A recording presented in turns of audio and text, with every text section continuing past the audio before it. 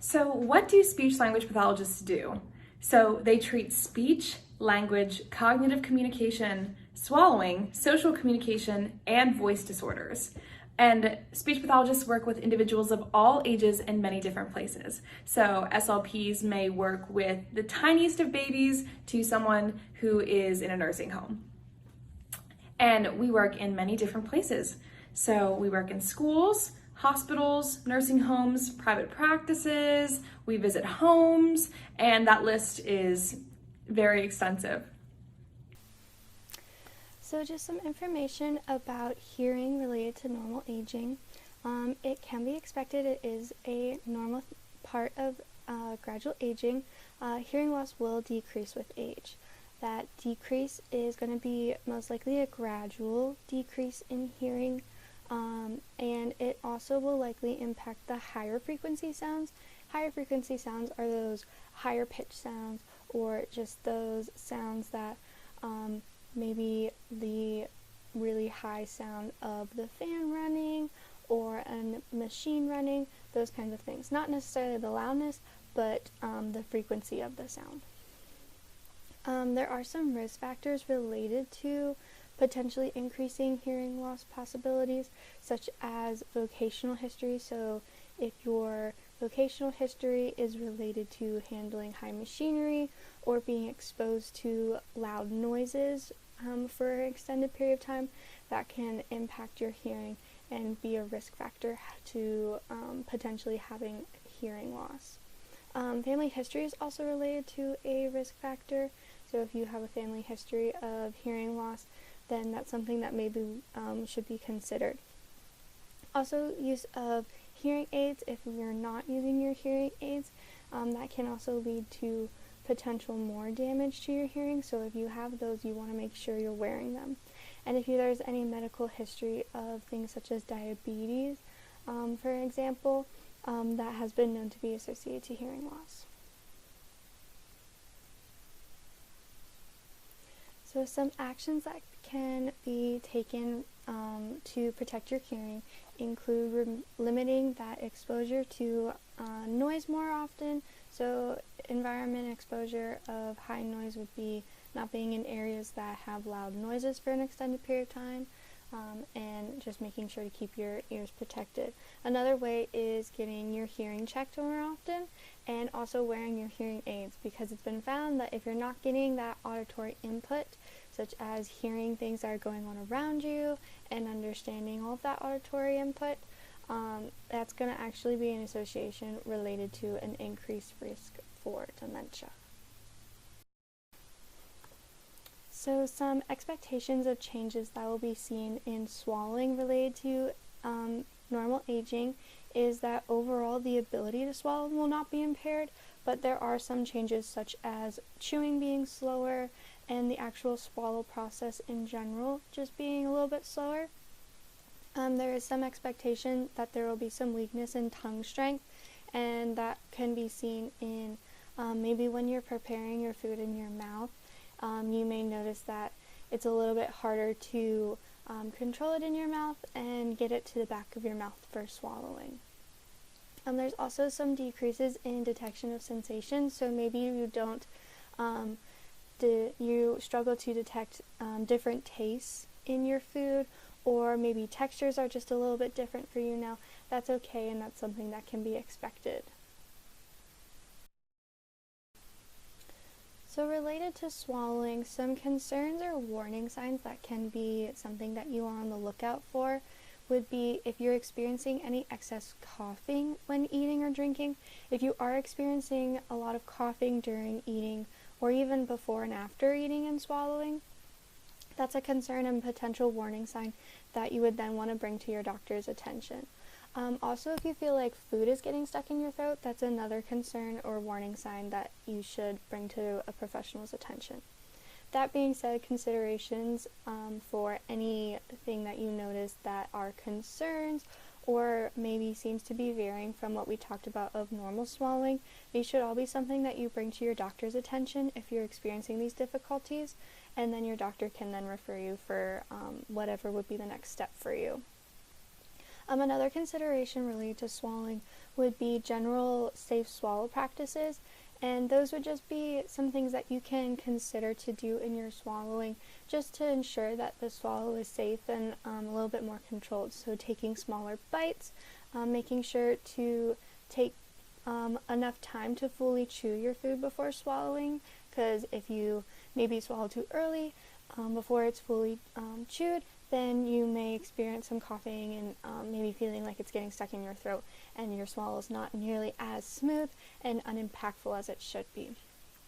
And then a final practice that you could do would be just following your food swallow with a water swallow, and that just really helps to clear out any food that was maybe left after your swallow and just make sure that everything went down smoothly. Cognition is the combination of mental processes that occur in our brain and include attention, memory, and executive function. We are going to break cognition down into its 3 parts and describe how each part is affected as we age. The first area of cognition that we will talk about is attention. Attention is the ability to focus on something while ignoring other distractions or other things that are going on in our environment. Attention plays a huge part in our everyday life, as we constantly attend to certain tasks while ignoring a variety of distractions. Distractions can include our own thoughts, sensations we feel, or background noise. For example, when you read a book, you have to ignore your own thoughts in order to focus on the plot. You also have to ignore what is going on in the world around you, such as people talking or a television show playing in the background. Everything we do is affected by attention, which is why it plays such an important part in our daily life. For the most part, our attention skills remain stable as we age, with a few exceptions. I will go into more detail on what these exceptions are on the next slide. As I said, our attention skills should remain stable as we age. However, it is normal to have slower performance on tasks that require selective attention due to an increased difficulty ignoring distractions. Selective attention is the ability to attend to a single task while ignoring irrelevant or distracting stimuli. In other words, it is focusing on one thing while filtering out or ignoring distractions. As we age, it becomes harder to ignore distractions when there are a variety of different things going on in our environment. Therefore, it is typical for people to take a longer time completing a task when there are distractions as they get older. It is also normal to have a decrease in your divided attention abilities when completing complex or new tasks. Divided attention is the ability to rapidly shift attention between 2 or more tasks and is often known as multitasking. As we age, it is typical to see a decrease in the ability to do complex tasks that require divided attention, such as balancing a checkbook. Balancing a checkbook requires quickly shifting your attention from your statements to your book to your calculator to entering data in all of the correct places. As we get older, it can become challenging to do this, which is completely normal. The same goes for new or novel tasks that require quickly shifting our attention between tasks. One area of attention that should not be affected by age is sustained attention. Sustained attention is the ability to focus on a task for an extended period of time. Even as we get older, we should still be able to focus on a task for a significant amount of time. So I'm going to talk about memory in relation to aging. And whenever we talk about memory, there's some things that are expected to decline, and then there's some things that we want to see remain stable with memory. And I'm going to talk a little bit about both. So for normal decline, we expect to see some slower processing. So whenever we're getting information, it might take a little bit longer for us to process it than it used to. We also see a reduced ability to ignore irrelevant information. And so when I say that, I mean maybe when we're listening to someone tell a story, we get hung up on the details of the story instead of hearing the big picture.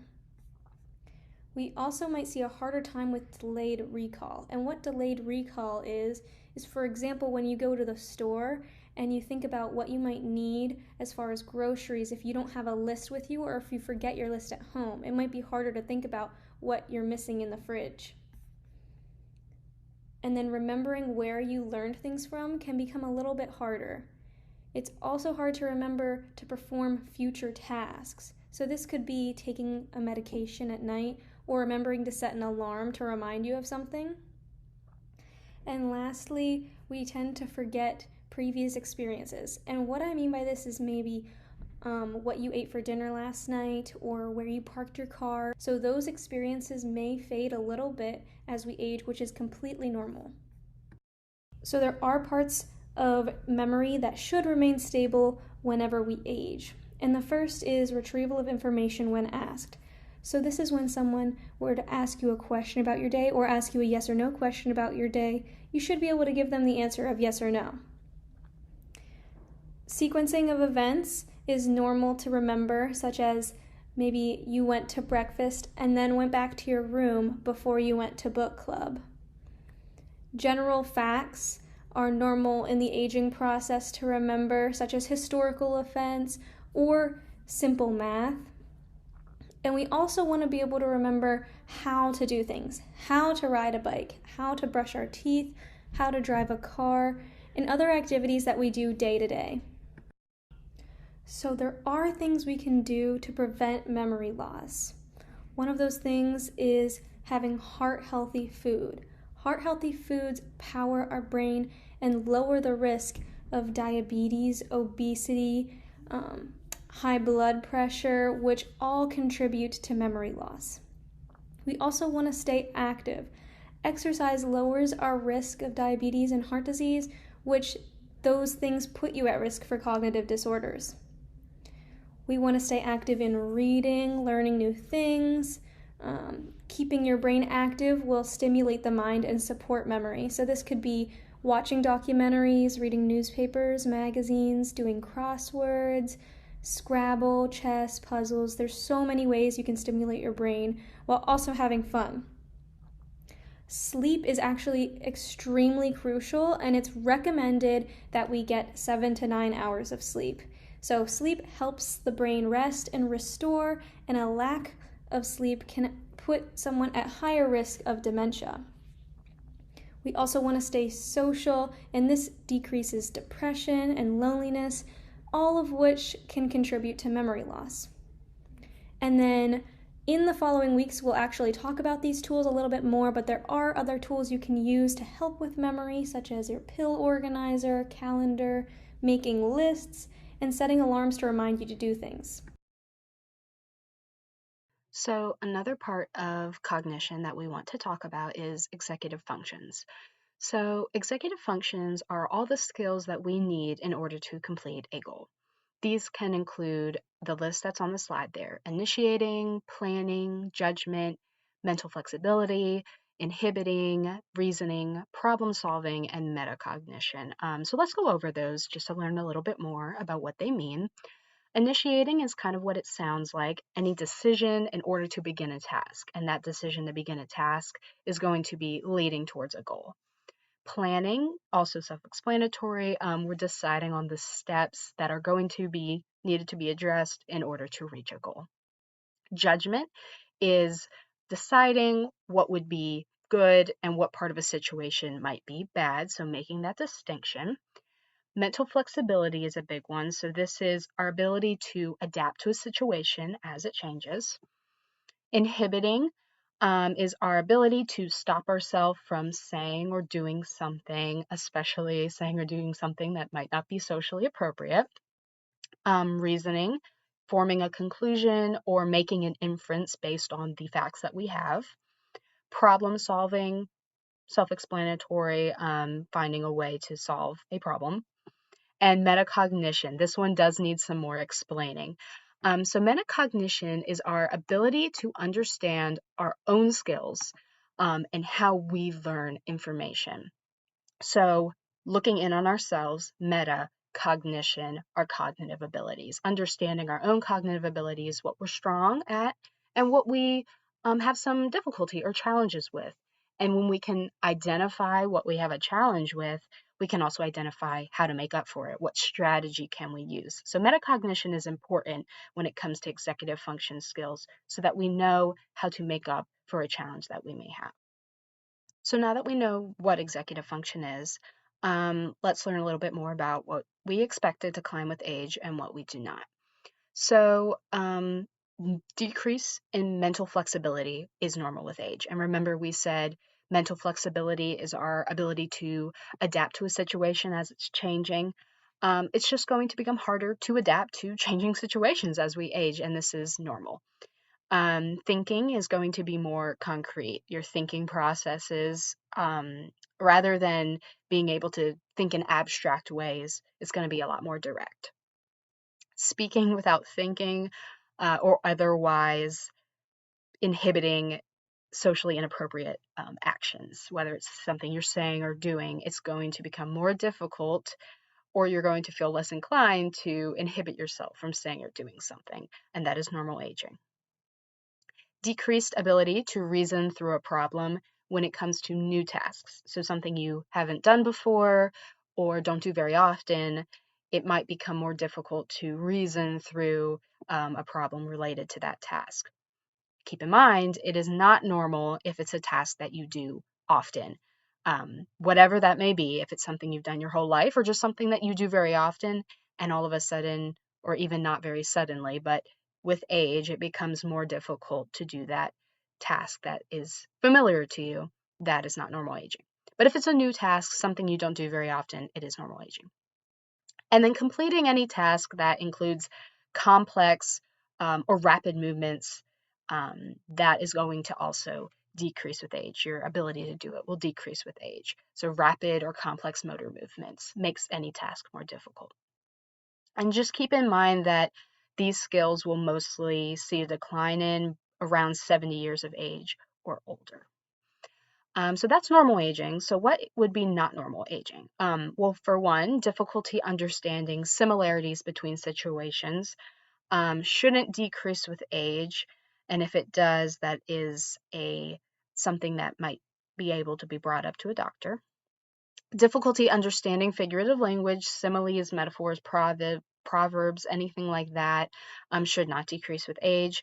And then decreased reasoning regarding familiar tasks. So like we said earlier, if it's a new task and you can't reason through it as well, normal. If it's a task that is familiar to you, that is not normal. So now that we've learned about what's normal aging and not normal aging for all areas of cognition, attention, memory, executive functions, we can look at preventative measures for cognition. So these can be intellectual activities, physical activities, or social activities. So when we talk about intellectual activities, stimulating the brain, we're talking about puzzles, discussion groups, reading, what's listed there, all good ways to stimulate the brain. Physical activity, exercise, especially when it's working the heart, like running or walking, but other exercise too, like gardening, dancing. And then social activities. So traveling or even just spending time with friends and family is a preventative measure to prevent cognitive decline. So now I'm back to talk to you all about language and what is expected with language as you age. So typically, language ability remains stable as you age, but there are a few changes which are expected.